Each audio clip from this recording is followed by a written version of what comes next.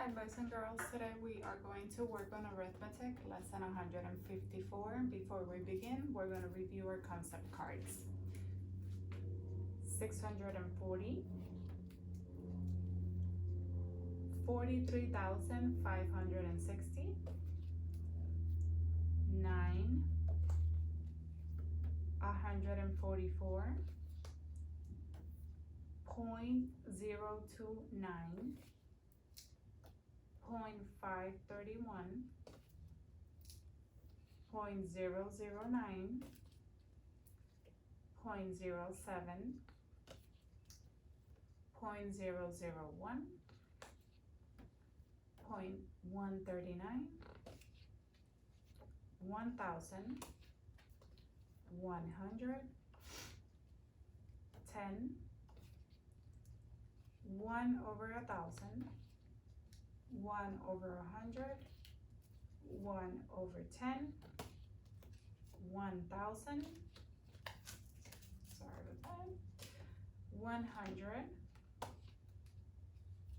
10, 1,760, 5,280,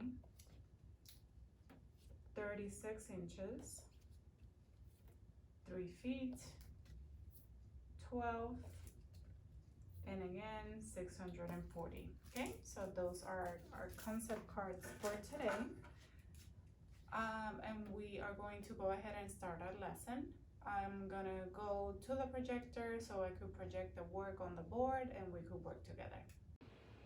Okay, so we are working on division, and it says annexing zeros when dividing. So what we're trying to do here is that when we divide, we're trying to eliminate having a remainder. So it says the rule for this is to avoid a remainder or a fraction in the quotient, annex zeros after the decimal point of the dividend, and continue to divide. All whole numbers have an understood decimal point after the ones placed.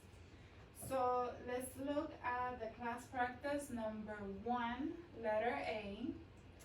And what we have here is 2 divided by 15. So the first thing that we know is that we know that the 15 goes into the 2, right? It's possible we could get a number to go into it, and that's going to be 7. So we want to put our 7 on top of our 5, right? And we want to multiply 7 times 2, which is 14. When we do this, we get a remainder of 1, right? If we subtract 5 minus 4, we get a remainder of 1. So what we want to do here is that we first of all want to put a period after the 5. We want to put a period after the 7. And then what we want to do is that we are going to add a 0 after the decimal. We're adding a 0. So this, the 1 that I have remainder, is going to convert into 10. And we know that the 2 goes into 10. How many times? It goes 5 times. So now we go ahead and put the 5 after the decimal. And we say that 5 times 2 is 10, and that, when I subtract that, it gives me no remainder. So my answer to that is 7.5. Okay? And I get no remainders because I used that 0, which helped me divide 10 divided by 2.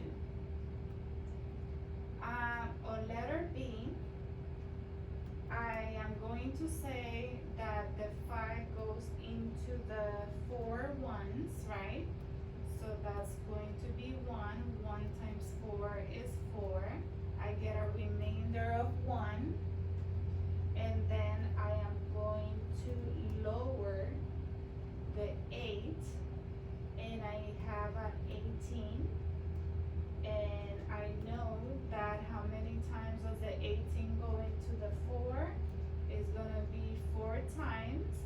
4 times 4, that's going to give me 16. So I get 2 as a remainder. And here, after the 8, is where I want to put my decimal. If I do that to the bottom, I'm going to do the same one up. So after the 4, I'm going to add a decimal. And here, after the 8, where I add the decimal, I'm going to add a 0. So 8 minus 6 is 2, plus I am going to lower the 0. And how many times does the 20 go into the 4? It's going to be 5 times. So 5 times 4 is 20. I get 20, and then I have no remainder. So my answer is going to be 14.5. Okay? So that's what you would do here to avoid any remainders. That's what you're going to do on number 1. And you are also going to do the same one on number 2. Okay? Okay, so let's try to do this. Let's solve the story problem. And it says, letter A, it says, last year during a period of 52 weeks, Mr. Bowman saved $2,444. What was his average savings each week? So what we want to do here for this problem to try to figure out the average is that we are going to divide. So we're going to divide 52 weeks divided into $2,444. If we divide that, that is going to give us $47 as an average. Okay? That's what our average is going to be, $47. So remember, you're dividing 52 divided by 2,444. Okay, and that's what we're gonna get for the story problem on letter A. The rest of this worksheet is going to be finding the perimeter, which you already should be familiar. We've been working on this for the past week. We're going to convert temperatures, which is a review of your Celsius and Fahrenheit that we have worked on as well. Make sure that you complete the rest of this lesson. You do not have homework, so don't worry about that. There's no homework for this. Make sure that when you are dividing, again, make sure that after the last number, you're going to write a dot, a decimal, and then afterwards you are going to add a 0, and that what it's doing is that it's going to eliminate any remainder. Okay, so we're trying to eliminate having any remainder. If you have any questions or you don't understand something, please do not hesitate to let me know. So that I could assist you and try to explain it a different way. I will see you guys on the next lesson. Have a good day.